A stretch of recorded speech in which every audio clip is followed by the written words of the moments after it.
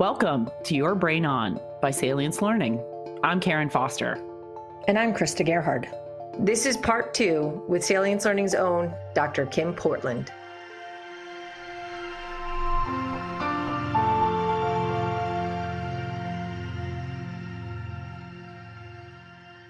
I think you make a really good point with regards to the approach that organizations typically use to upskill individuals in strategic planning. It's around the tactical resource and training them on the how to use the resource. But to your point, they fail, or they oftentimes overlook the opportunity, the true golden opportunity to teach them the skill of strategic thinking, to set them up to be able to utilize that resource to the best of their ability. And unfortunately, what happens too often, and I think you would agree, is that there is little example for what good looks like. So, Kim, when you were in-house in a life sciences organization, you were embarking on strategic planning, you were helping to prepare your team for the process of strategic planning. What resources, what partners, who did you call to help you in your efforts to ensure that the team was well prepared to embark on this process? So yeah, it was really challenging. I looked through my organization and found that while I could get training for my team members on the process, but being defined as the template and the kind of how you fill out the template, I really couldn't find the training in-house that I needed for them to really learn the thinking behind creating a medical plan. So it was really on me as the medical leader to figure out how to get that training for my team members and for myself.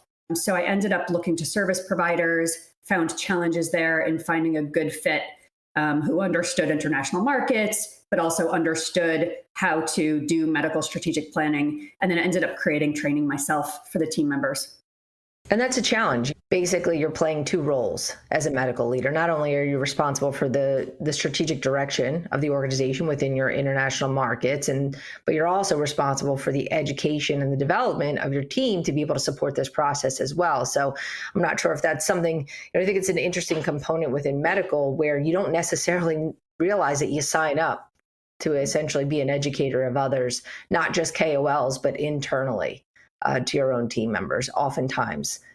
Yeah, I completely agree with that. And I think across medical affairs, in many medical affairs organizations, you will find that the team members absolutely have to own their own learning, which actually that's a good thing in a lot of ways. You want self-directed learners, but they have to own their own learning without often being given the resources that are needed in order to support that learning.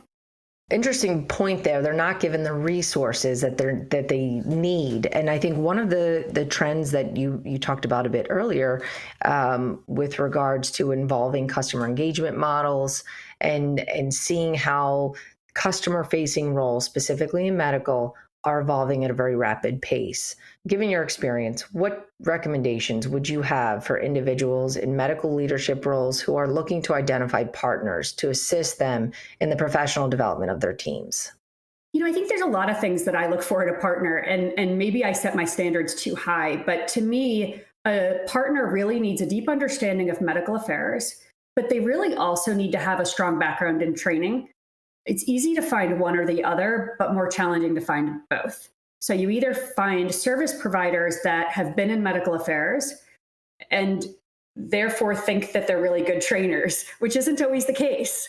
Or you can find training service providers that really may be great at some of the capability building, but may not really truly understand how to apply that in a medical affairs role. I think the other key factor is geography. So, I've worked in Asia, I've worked in Europe and in the US, and you get a lot of service providers that work in one area of the world or the other, and therefore think they understand. And the reality is, while there's more similarities than differences across medical affairs across the world, there are differences. And if you get service providers that come in and say things that really don't resonate, because that's just not how it works in that country, then you immediately lose credibility. And once you lose credibility when you're doing a training, the learners are not going to learn anything because they immediately shut off thinking this person doesn't understand me. Similarly, you have to be careful in hiring service providers that work outside of medical. So if you hire service providers that work a lot in commercial, in the first few minutes of the training, they'll inevitably call an MSL a rep.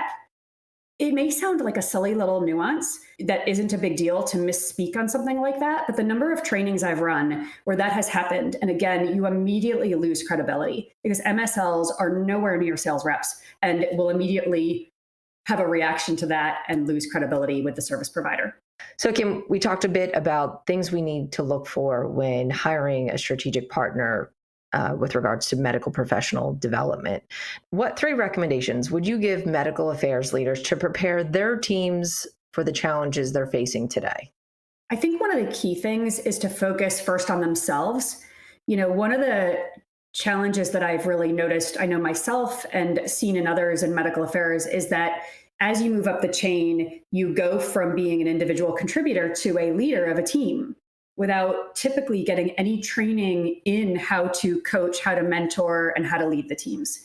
So I think that's something for medical affairs leaders, is to kind of think internally for a minute around your own skills.